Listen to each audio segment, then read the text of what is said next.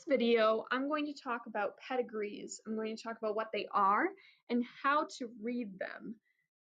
So this is what a pedigree looks like. It might remind you of a family tree, okay? It kind of looks like you have one generation and you have the parents of that generation and you have the parents of this generation, and that's kind of exactly what it is. So a pedigree is just a diagram or a visual that shows you the inheritance of a trait as it's passed down through a family. Okay, we can use pedigrees to track where a trait came from. We can look at the different alleles of our ancestors, or we can look at our alleles and try and determine what our babies might look like, or we can try and determine the risk of certain family members in getting a certain trait. So another way to say this is a pedigree is a genetic family tree. Okay, and we're going to take a look at the different portions of this because there are symbols in a pedigree that help us understand what it's saying. The first thing we need to look at are the different shapes on a pedigree. You see here that there's squares and there's circles. The squares represent males, so those are going to be individuals that contain an XY chromosomes. And then we see circles, and those are going to represent the females, which are going to have an XX chromosome. So for instance, up here, this might be grandpa and grandma. And then these are their kids. So they have a daughter and a son and another daughter. Okay, so that's what this is saying. If you have just a square or just a circle, it's just an outline like here and all of these, they're going to have an absence of that trait. Whatever trait that pedigree is tracing from generation to generation, any just outline of a square or circle means that they do not possess that trait. Only if the square or circle is shaded completely does that mean that that person has and shows that trait. Okay? Now, know that even if, let's say, this circle is not shaded in, this person can still possess the allele that codes for a specific trait. Just because they're only an outline does not mean that they are homozygous, that they don't contain any allele for that trait.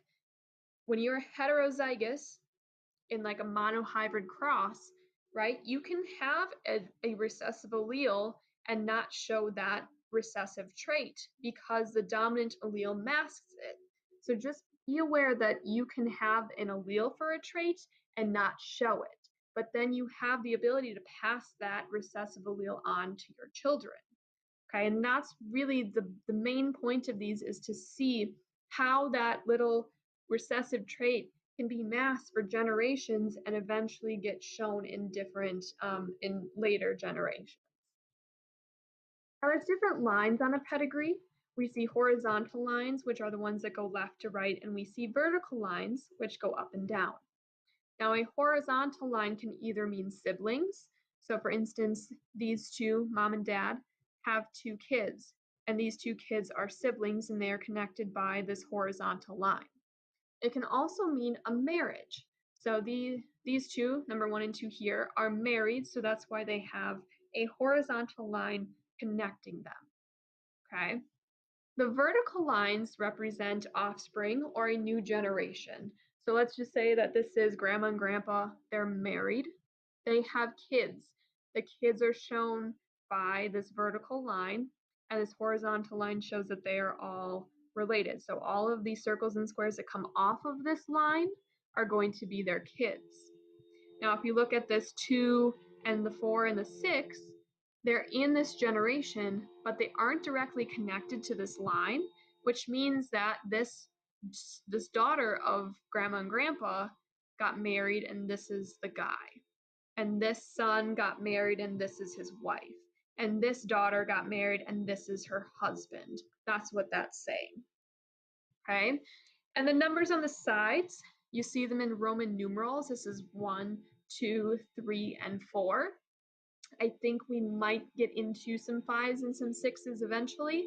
Those are going to represent the generation number. So you might see me, if I'm referring to this person right here, I'm asking you how they're related to someone else. I will say 1, and then in parentheses, I'll put the generation number. So you'll know that I'm talking about this number 1, not this one, not this one, not this one. So it'll be 1, and then in parentheses, I'll put this 2.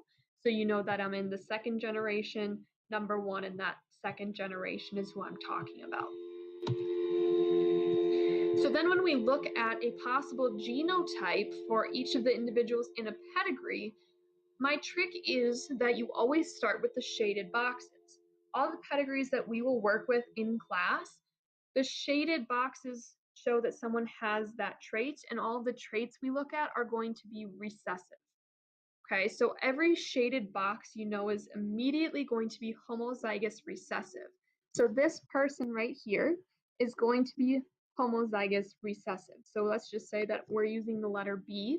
This would have to be little b, okay? And then you know, based on this offspring, you can look at the parents above them and try and figure out their genotypes and then work backwards. Okay, so always start as low as you can and work up. It'll help you figure it out a little bit easier. So if this man down here is little b, the only way for these two parents who don't show the trait, whatever trait we're looking at, but to have a baby with the trait would be for both of these to be heterozygous or big B, little b, right? Because when you cross a heterozygous man and a heterozygous woman, it's possible for each of those recessive alleles to come together to produce this homozygous recessive son. Okay, and then you can go back through and you can look at if this is big B, little b, what are the possible genotypes of the mom and dad to make a son that's big B, little b, okay?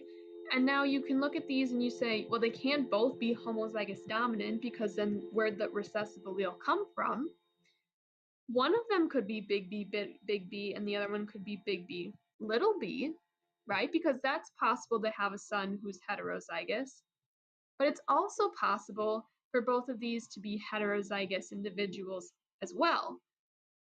It's just not as likely, seeing as how they don't have a child that is homozygous recessive, but it is a possibility. So those you would put, both of these have the chance of being big B, or big B, little b. So you'd put both of those for these because you just aren't sure, but one of them has to be true. Okay? So then when we go through these questions, a lot of the questions are just going to be how to read a genetic family tree and finding the genotypes. So the genotypes is probably the hardest part, and this part is just kind of learning how to read a pedigree.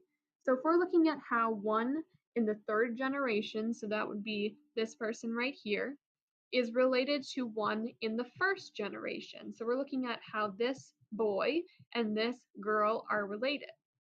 So if we look at this boy, this is the boy's parents, and these are the parents of the boy's dad. So that means that this is going to be grandma, and this is going to be grandson. That's how these two are related. If we look at the 3rd, this guy right here in the 2nd generation, and 1 in the 2nd generation, so we're looking at this lady and this man.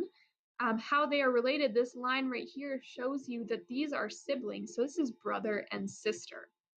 Okay, and usually the way that these siblings are in line is this is the firstborn, secondborn, thirdborn.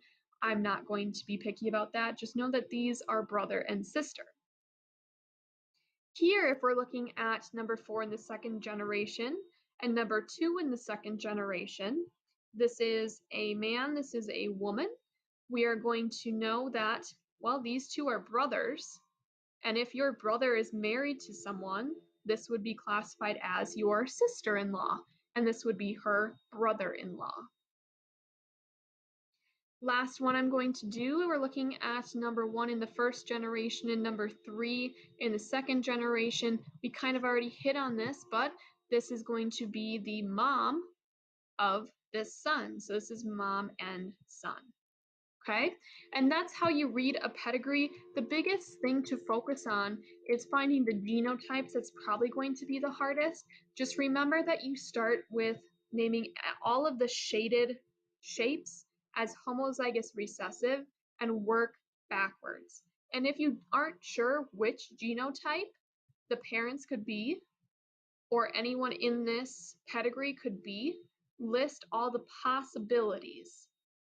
Okay, don't just leave them blank. There are certain possibilities. There's usually one or two possibilities for each of them. None of them are going to be so out there that you can guess any of the three. It's going to be either you know it exactly or it's one of two. Okay, and that's how you read a